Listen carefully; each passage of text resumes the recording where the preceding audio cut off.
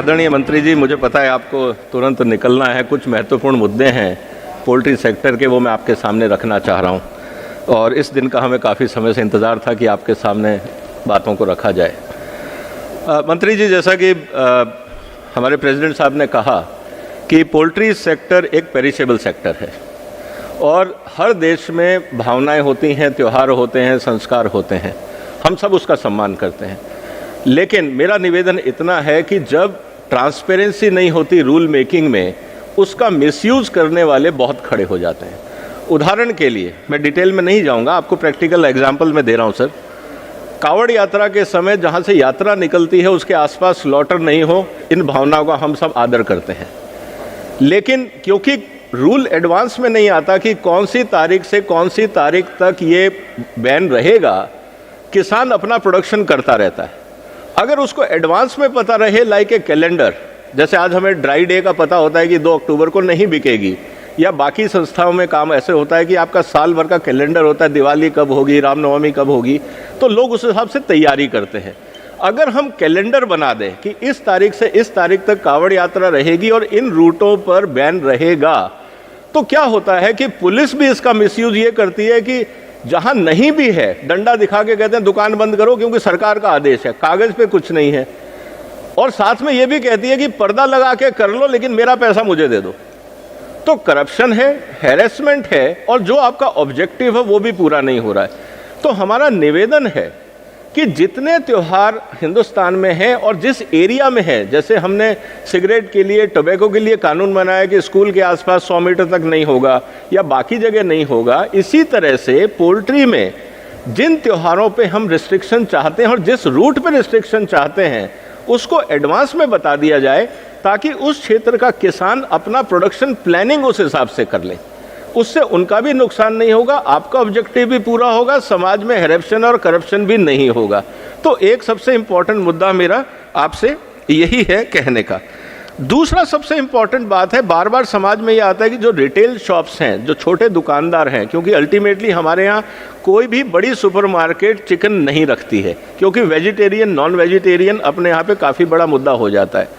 छोटी दुकानें भी हाइजीनिक रूप में चलें, जैसे बाकी सेक्टर्स में हम लोग प्रोत्साहन देते हैं लोगों को हाइजीनिक चिकन मिले। एक तो उनका लाइसेंसिंग ज़रूरी है, नहीं तो हर गली मोहल्ले में नुक्कड़ पे लोग 100 मुर्गी, 5 मुर्गी, 20 मुर्गी रख के स्लॉटरिंग शुरू करते, ना समाज के लिए उचित है, ना सेक्टर के लिए, ना किसी और के लिए। एक तो लाइसेंसिंग प्रक्रिया को सुचारू किया जाए क्योंकि कंजम्पशन तो है, खाने को हम रोक नहीं सकते। दूसरी तरफ जो इम्पोर्टेंट मुद्दा है वो ये कि जो हमारी दुकानें हैं उसकी गाइडलाइन बन जाए कि आपको साफ पानी रखना है, इस तरह से हाइजीन रखना है, स्टेनलेस स्टील होना चाहिए, और उसके लिए जो आर्थिक समर्थन हो, जिसको लाइसेंस मिले, उसको 50,000, 1 लाख, 2 लाख, जो भी एक नॉर्म बने ताकि हाइजीनिक प्रोडक्शन कंजम्पशन इस देश के अंदर हम बढ़ा सकें। तीसरा इंपॉर्टेंट मुद्दा है सर कि wait market versus processed market. हम चाहते हैं कि जो मिथ क्रिएट किए जाते हैं पोल्ट्री को लेकर, हम चाहते हैं पूरा जो सप्लाई चेन है वो हाइजीनिक हो। अभी क्या हो रहा है कि जैसे गाजीपुर मंडी है या बाकी मंडियां हैं, वहां पे इंफ्रास्ट्रक्चर नहीं है और दूसरी तरफ कंज्यूमर प्रोसेसिंग की तरफ भी जा रहा है।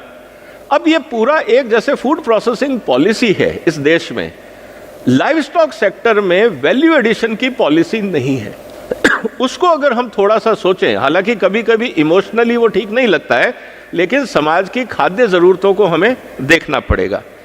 चौथा, यूपी और भारत सरकार अपने आप को एक्सपोर्ट हब और रूरल एम्प्लॉयमेंट के लिए आगे बढ़ाना चाह रहे हैं। पोल्ट्री एकमात्र ऐसा सेक्टर है कि अगर किसी के पास 5,000 रुपये हों वो अपना पोल्ट्री का व्यापार शुरू कर सकता है।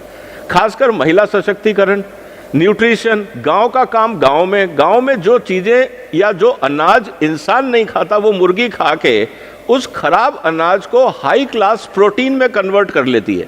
इससे अच्छी कन्वर्जन मशीन दुनिया में नहीं है। रोजगार भी मिलता है, न्यूट्रिशन भी मिलता है, बाकी समस्याओं का समाधान होता है।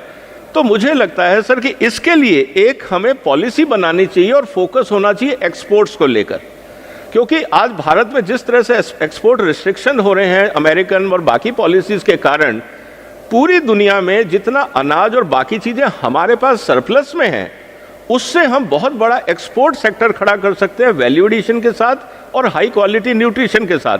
और वो 12 महीने रहेगा, सीजनल नहीं होता है क्योंकि ये खाने की चीज़ है। तो एक सतत एक्सपोर्ट ओरिएंटेड फोकस हमारा हो सकता है, इस पे एक पॉलिसी की ज़रूरत है। इसके अलावा जो इम्पोर्टेंट चीज़ है, हमारे यहाँ पे बहुत सारे यूथ हैं, वो ये देख रहे हैं कि हम क्या रोज़गार करें। अब पोल्ट्री एक बायोलॉजिकल सिस्टम है, मजदूर या मिस्त्री है, ईंटें जोड़ना है, उसको भी हम स्किल देते हैं, लेकिन पशुओं को कैसे रखा जाए, खासकर पोल्ट्री जो एक सेंसिटिव बर्ड है उसको कैसे रखा जाए, हमारी जो वेटनरी कॉलेजेस हैं वहाँ पे स्किल डेवलपमेंट के प्रोग्राम्स को इंट्रोड्यूस किया जाए ताकि हाइजीनिक वे में और प्रोफेशनल वे में हम अच्छी मुर्गियों को तैयार करें जो एक्सपोर्ट ओरिएंटेड हों। इसके अलावा जो इम्पोर्टेंट चीज़ है सर कि हमारे यहाँ प्रोडक्टिविटी को लेकर आज हम चाह रहे हैं कि अनाज में गेहूं और चावल से हम हटें क्योंकि हमारे यहाँ सरप्लस है। दूसरी तरफ जो सबसे प्रॉफिटेबल सेक्टर है अनाज में वो है मक्का। इसका फ़ायदा हमने बिहार में भी देखा, बाकी देशों में भी देखा। जहाँ जहाँ पे हम डाइवर्सिफिकेशन चाह रहे हैं मक्के में, मतलब कि धान में और गेहूं में, वहाँ पे हाई क्वालिटी बीज इंट्रोड्यूस करके मक्के का डेमोन्स्ट्रेशन फार्म लगवाना चाहिए केवीके के माध्यम से, और हमारे पास हर जगह केवीके हैं। जैसे ही किसान उसकी प्रोडक्टिविटी और प्रॉफिटेबिलिटी देखेगा अपने आप डाइवर्ट होगा, और उसी गांव के अंदर मुर्गी पालक है तो उसको कहीं बाहर नहीं जाना है अनाज बेचने। एक तरफ मुर्गी पालन हो रहा है, दूसरी तरफ मक्के का उत्पादन हो रहा है, बाजार वहीं खड़ा हो रहा है, रोजगार वहीं खड़ा हो रहा है, और वहां से रॉ मटेरियल अब गांव से नहीं जा रहा है। जो 25 रुपए किलो का मक्का है वो 150 रुपए का प्रोडक्ट बन के गाँव से निकल रहा है। तो गाँव की समृद्धि, रोजगार, पर्यावरण, हर बात का हम ध्यान रख पा रहे हैं, ये हमारे लिए बहुत अच्छी बात होगी। और केवीकेस हमारे पास है, हम कर सकते हैं। दो चीज़ें मैं कहना चाहूँगा आखिर में। महाराष्ट्र ने अभी पॉलिसी के तहत पोल्ट्री को एग्रीकल्चर डिक्लेयर किया है। हमारा निवेदन ये है कि यूपी और केंद्र सरकार दोनों इस पॉलिसी की स्टडी कर लें महाराष्ट्र की, और हो सके तो वो नीति हम पूरे देश में अगर लागू कर सकें तो वो बहुत अच्छा होगा, क्योंकि रोजगार की संभावनाएं बहुत बढ़ जाएंगी और वो हम कर सकते हैं। और आखिरी निवेदन मेरा ये है सर कि कंज्यूमर अवेयरनेस, क्योंकि बहुत सारे सोशल मीडिया पे गलत जानकारियां आती हैं। कस्टमर को एड्रेस करने के लिए हमारा निवेदन ये है कि जो आपकी यूनिवर्सिटीज़ हैं उनको ये निवेदन किया जाए कि अपनी अपनी यूनिवर्सिटीज़ के पोर्टल्स पे जो भी गलत जानकारी आती है लाइव स्टॉक प्रोडक्ट के बारे में, अंडे के बारे में, बाकी चीज़ों के बारे में, उसके बारे में लोकल लैंग्वेजेस में सही जानकारी क्या है वो वहाँ हो, ताकि कभी भी मिथ हो, चाहे मीडिया उसको प्रसारित कर रहा हो, हम उसको कह सकते हैं कि आप यूनिवर्सिटी की वेबसाइट पे जाइए, सही जानकारी आपको वहाँ मिल जाएगी, ताकि किसी तरह का समाज में कन्फ्यूजन नहीं रहे जो डेवलपमेंट में बाधक हो रहा है। और आखिरी निवेदन सर, इनोवेशन और रिसर्च। जब हम दुनिया से कॉम्पीट करना चाह रहे हैं तो हमें रिसर्च और इनोवेशन पे काम करना होगा, ताकि वो वैल्यू एडिशन की बात कर सके और बाकी चीज़ों पे हम बात कर सकें।